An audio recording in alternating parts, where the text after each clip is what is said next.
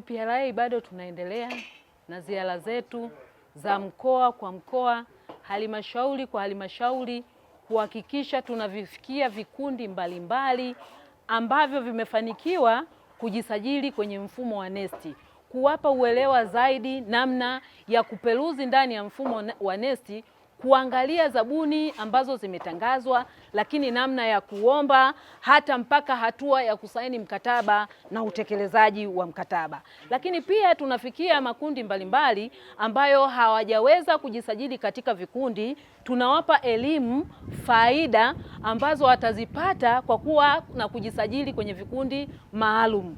Na hapa tulipo, baadhi ya vikundi ambavyo vimeshajisajili vimekuwa ni shuhuda na mabalozi wazuri, ambao vikundi ambavyo havijajisajili wanajifunza kutoka kwenye vikundi hivyo kwa vitendo. Wanajifunza kwa kuona wenzao namna walivyonufaika na fursa mbalimbali za zabuni, lakini pia walivyonufaika na mikopo ambayo inawasaidia sasa kuendesha hizo zabuni na zinawasaidia sasa kuinuka kiuchumi. Kikundi cha Mulukani kimenufaika na zabuni za serikali kwa kutengeneza madawati zaidi ya 100, lakini pia kutengeneza milango pamoja na frame 100.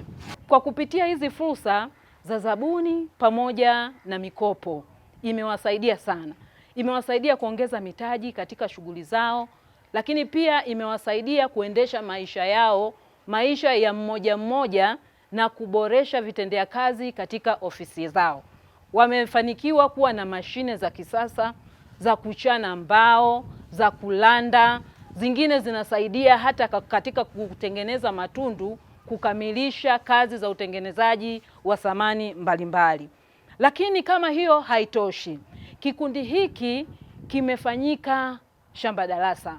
Shamba darasa kwa maana ya kinachukua raia kutoka maeneo inayowazunguka, inawapa ujuzi wa kiufundi katika maeneo mbalimbali ya kiufundi, kama walivyojikita katika kazi za kuwezeka na kutengeneza samani mbalimbali.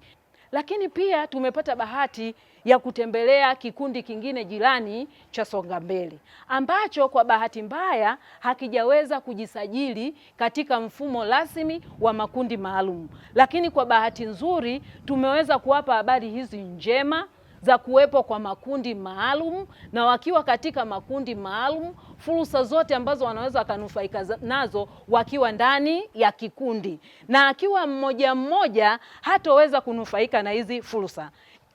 Kwa nia njema kabisa, na wao wamelipokea na wameitikia mwitikio mkubwa, na wamekiri kabisa kujiunga na kutengeneza hiki kikundi na kukisajili ili sasa waweze kunufaika. Jambo hilo limekuwa ni hamasa kwao, na wametoa pongezi sana kwa serikali kwa kuwaona na kuwashushia fursa hizi kupitia zabuni za serikali. Kwa majina naitwa Salumu Yusufu, ni mwanakikundi kikundi cha Mulukani Group kinachopatikana halmashauri ya wilaya ya Itigi, mkoa wa Singida. Tunashukuru kwa serikali yetu kwa kutuunganisha katika mfumo wa NeST na kutufanikisha kupata tenda aina mbalimbali katika wilaya yetu. Kikundi chetu cha Mulukani Group kinajihusisha na uchongaji wa samani. Tunachonga furniture, tunapaua, tunafanya finishing katika nyumba aina mbalimbali. Yaani niseme kazi zetu zote zinahusiana na mambo ya useremala, sisi kikundi chetu kinafanya. Skimming, tunajihusisha mambo yote yanayohusiana na mambo ya useremala. Pia tunashukuru tumepata tenda hii mwezi uliopita, mwezi wa 7. Katika tenda hii tumepata tenda ya kiti na meza, ambaye ni dawati na kiti chake. Hiyo tulipata tenda ya viti 150 na dawati zake 150, yani meza na kiti chake 150. Na gharama yake ilikuwa milioni 11,250,000. Tumejaliwa kununua mashine 2 za kuranda na kuchana. Alafu fedha nyingine ilikuwa imebaki, tukaamua kununua mbao kwa ajili ya uchongaji wa samani, ambaye samani zingine tulichonga, tumefanya biashara, na zingine ndio hizi hapa ambazo zilikuwa bado hazijaisha, na zingine zimetoka hapo, zimenunuliwa. Tenda hii tulipata katika ofisi ya halmashauri ya Itigi, wilaya yetu ya Itigi. Ndio ilipata tenda hii.